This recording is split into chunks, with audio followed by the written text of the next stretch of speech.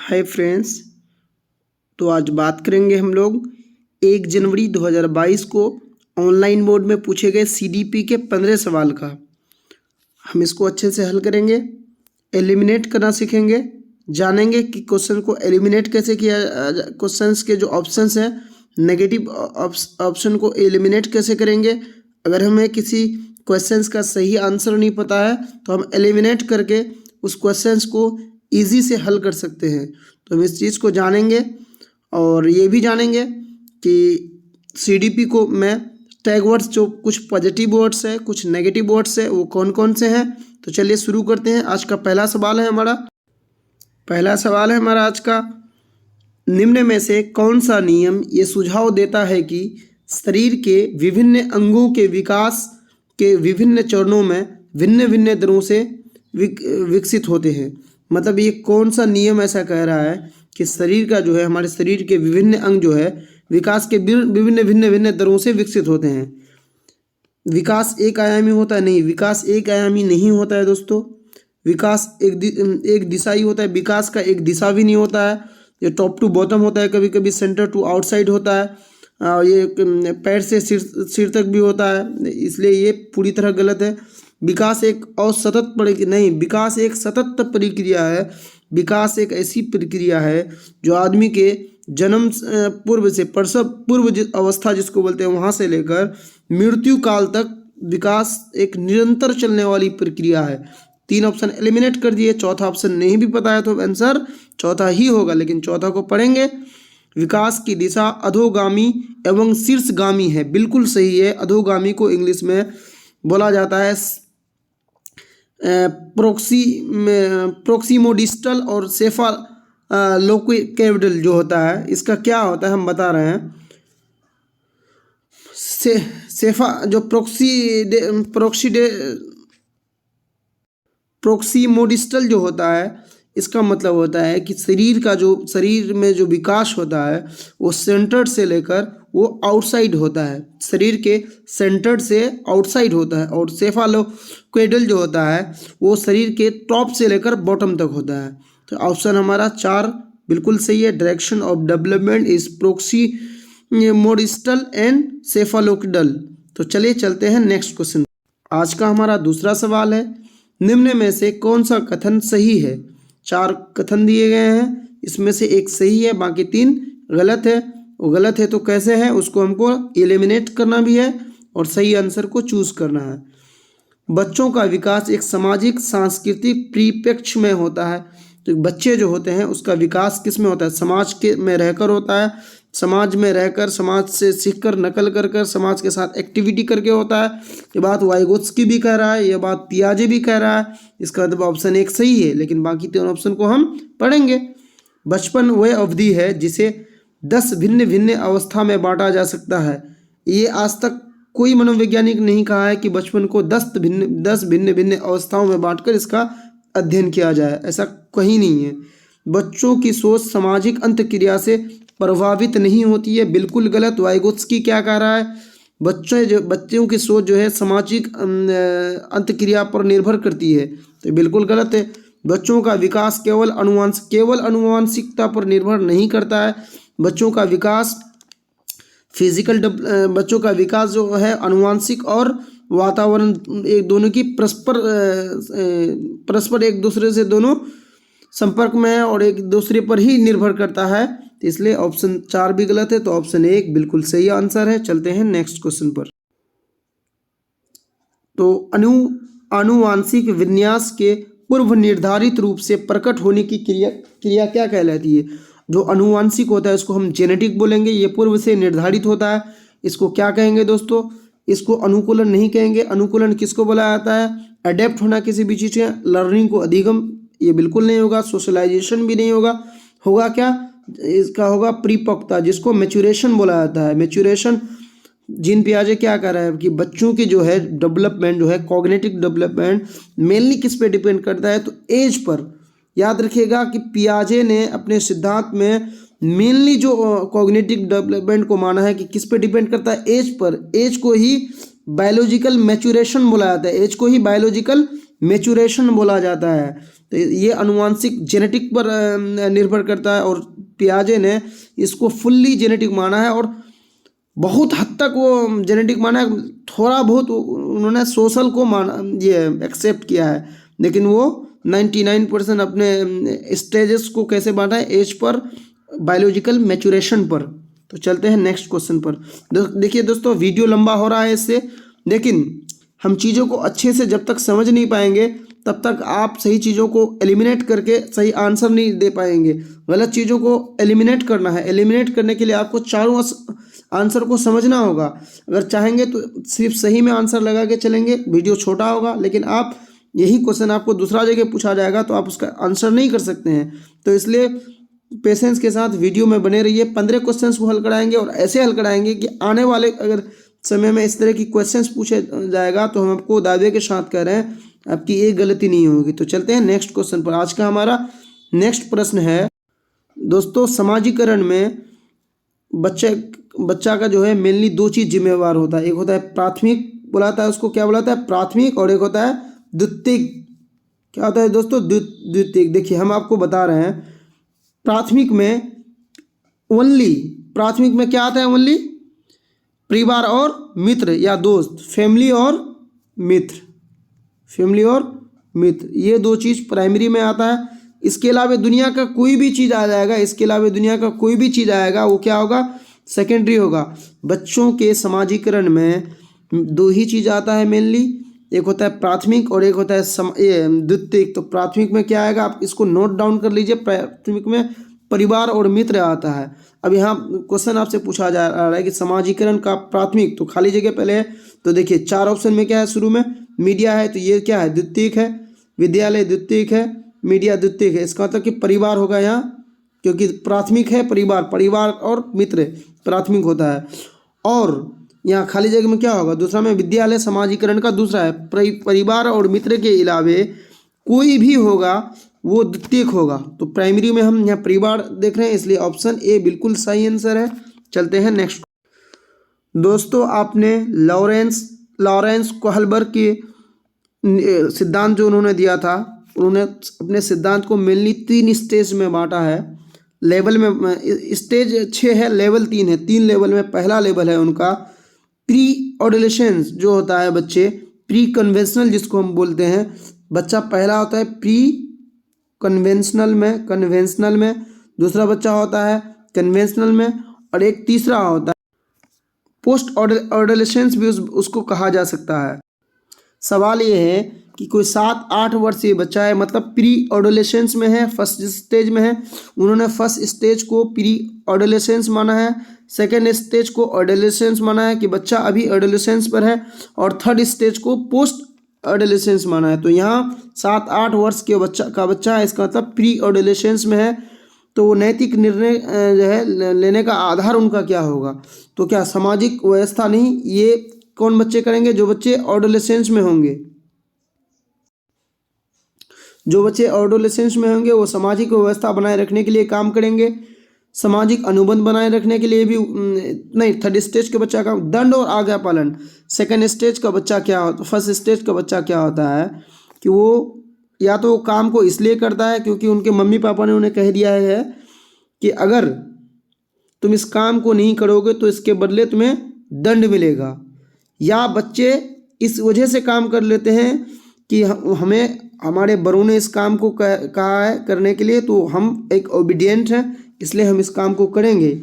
मतलब दंड और आज्ञा पालन की वजह से बच्चा काम कर रहा है।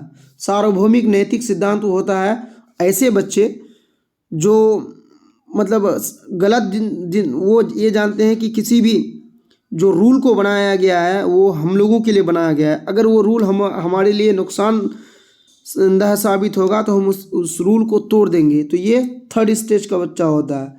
तो इसका थ्योरी हम पढ़ाने वाले हैं बहुत जल्दी। अब थ्योरी में अच्छे से इसको हम कर देंगे, कवर कर देंगे। उनका जो 6 स्टेज है उन स्टेज को बता देंगे तो ये अच्छे से कवर हो जाएगा। जीन पियाजे साहब का थ्योरी सीटेट के लिए सबसे वीवीआई सीटेट के लिए जीन पियाजे साहब का थ्योरी है। इस थ्योरी को आपको अच्छे से पढ़ना है, हमारे चैनल पर बने रहिए। हम बहुत जल्दी इसका थ्योरी पढ़ाने वाले हैं। तो अभी बात करेंगे जीन पियाजे के सिद्धांत में क्रमबद्धता यानी जिसको हम लोग सीरेशन बोलते हैं इंग्लिश में, किस संदर्भ में प्रयोग हुआ है। वस्तुओं को किसी एक आयाम जैसे लंबाई आधारित क्रम में, बिल्कुल ये बात बिल्कुल सही है। वस्तुओं को किसी एक आयाम जैसे लंबाई, देखिए सीरेशन किसको बोलेंगे, अगर हम एक बच्चा है उसको हम कहेंगे 5 छड़ी दे देंगे, एक छड़ी बड़ा रहेगा फिर एक छड़ी उससे थोड़ा छोटा रहेगा, मतलब पांचों की लंबाई अलग अलग होगी, बड़ा छोटा, उसको हम अरेंज करने बोलेंगे, सीरेशन करने बोलेंगे। तो वो बच्चा कैसे लगाएगा, या तो सबसे बड़े को लगाएगा फिर छोटा को फिर छोटा को फिर छोटा को लगा देगा, या अगर वो क्या करेगा पहले छोटा फिर बड़ा फिर बड़ा फिर बड़ा ऐसे करके लगाएगा। तो ये होता है सीरिएशन। तो वस्तुओं की लंबाई पर या चौड़ाई पर या ऊंचाई पर आधारित होता है, बिल्कुल सही है।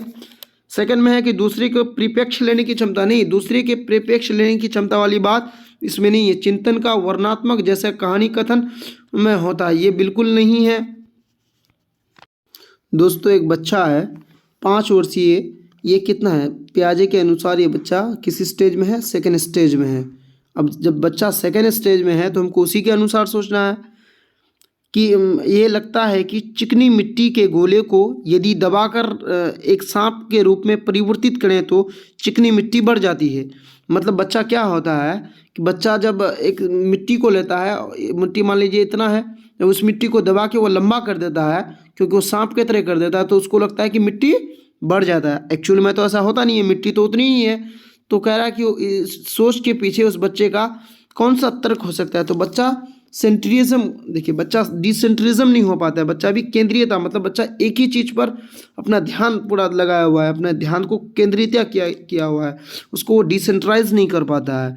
अजीब बात नहीं है। एनिमिज्म में क्या होता है कि बच्चे सबको जानदार समझने लगते हैं। जैसे एक गेंद को बच्चा जैसे ही जमीन में मारता है गेंद कूदने लगता है, तो उसको क्या लगता है कि ये चीज़ जीव है, इसमें जान है। कार चलता है तो उसको लगता है कि इसमें जान है, तो ऐसा तो होगा नहीं। प्रिकल्पित निगमनात्मक ये जो होता है ये 4th स्टेज के बच्चों को होता है। संक्रमक परिणाम ये 3rd स्टेज के बच्चों को, ट्रांजिटिविटी इंग्लिश में इसको कहा जाता है। कि मान लेते हैं हम बताएंगे कि ए बी से बड़ा है और बी जो है डी से छोटा है, ए और डी के बीच क्या संबंध है। बच्चा अगर इस संबंध को बता देता है तो उसको संक्रमक परिणाम या इंग्लिश में ट्रांजिटिविटी कहा जाता है। तो यहाँ ऑप्शन कौन सही होगा, ऑप्शन 2 केंद्रीयता यानी सेंट्रिज्म बिल्कुल सही आंसर है। चलते हैं नेक्स्ट।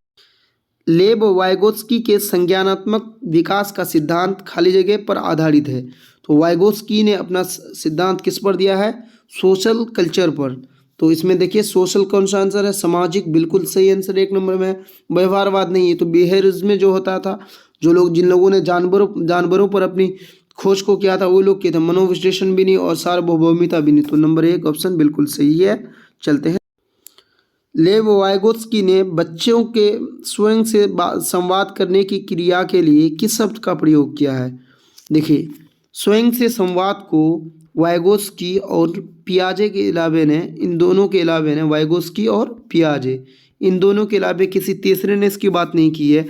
पियाजे इसको मानता है कि बच्चा ईगो सेंट्रिज्म में है, बच्चा खुद से बात करने की जो कोशिश कर रहा है, बच्चा मतलब बच्चा में ईगो है, इसको लगता है कि हम सही हैं या हम जैसा सोचते हैं पूरी दुनिया वैसे ही सोचता है। इसको अहं केंद्रिता या स्व केंद्रीयवाद जिसको बोला जाता है, ईगो सेंट्रिज्म, इसको पियाजे मानता है। लेकिन इसी चीज़ को वाइगोत्स्की कह रहा है कि बच्चा का ये निजी संवाद है, वो अपनी बातों को एक राह दिखाने के लिए प्राइवेट स्पीच दे रहा है।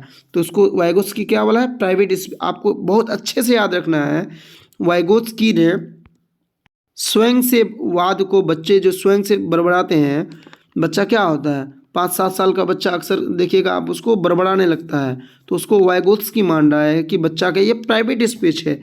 लेकिन वाइगोत्स्की ये पियाजे कह रहा है जो बच्चा सेकेंड स्टेज में आ गया और बच्चा अभी ईगो सेंट्रिज्म पर है, तो पियाजे के लिए ईगो शब्द का इस्तेमाल होगा, वहीं वाइगोत्स्की के लिए ये प्राइवेट शब्द का इस्तेमाल होगा। एक प्रगतिशील कक्षा प्रोग्रेसिव क्लास है, उसकी क्या विशेषता होती है। ड्रिल और अभ्यास पर जोर देना नहीं, ड्रिल और अभ्यास से आप किसी भी चीज़ को बच्चों को अभ्यास करके नहीं सिखा सकते हैं। वो बिल्कुल गलत आंसर है। आपको जहाँ भी अभ्यास नज़र आए, ड्रिल नज़र आए, वो नेगेटिव होता है, उसको आपको हटा देना है। योग्यता आधारित अस्थायी अलगाव, जो बच्चे तेज होंगे उसको अलग रखेंगे, जो बच्चे कमज़ोर होंगे उसको अलग रखेंगे। क्या आप ऐसा करेंगे? ऐसा बिल्कुल नहीं करना है। सहयोगिता पूर्ण अधिगम, देखिए बच्चों को क्या करना है, सहयोग की भावना विकसित करना है एक दूसरे की। कोई बच्चा तेज नहीं है तो वो बड़ों के साथ रहकर या तेज बच्चे के साथ रहकर वो खुद को भी डेवलप कर सकता है। तो ऑप्शन 3 बिल्कुल सही आंसर है।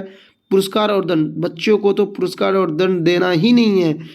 इस तरह के सब जहाँ भी आए इसको एलिमिनेट कर देना है।